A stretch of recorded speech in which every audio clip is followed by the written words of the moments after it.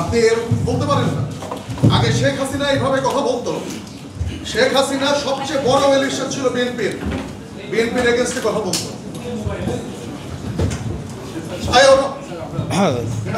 চাঁদাবাজদের বিরুদ্ধে সবসময় আমাদের কথা বলতে হবে।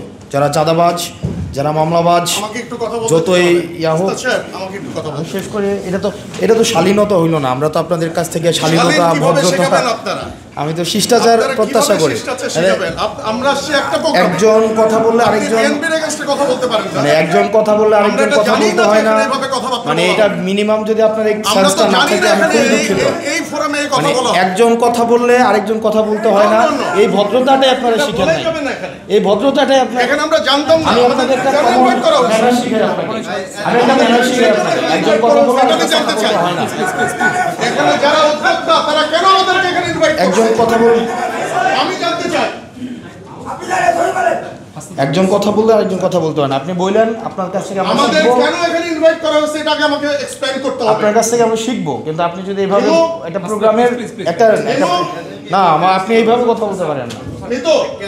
আপনি এইভাবে কথা বলতে পারেন না। আমাকে বলতে হবে, আমাকে বলতে হবে কেন এখানে আমাকে ইনভাইট করা হয়েছে। আপনি এইভাবে বলতে পারেন না। কিভাবে ফ্রেম ছিল? আপনি এইভাবে কথা বলতে পারেন। আমি একটা দলের প্রতিনিধি হিসেবে এখানে আসছি। তাহলে আমি একটা দলের প্রতিনিধি হিসেবে আসছি। এখানে কোনো পলিটিক্যাল কথা বলতে হবে না, এখানে পলিটিক্যাল কথা বলা যাবে না। ডক্টর সাহেব, সবাই বসুন।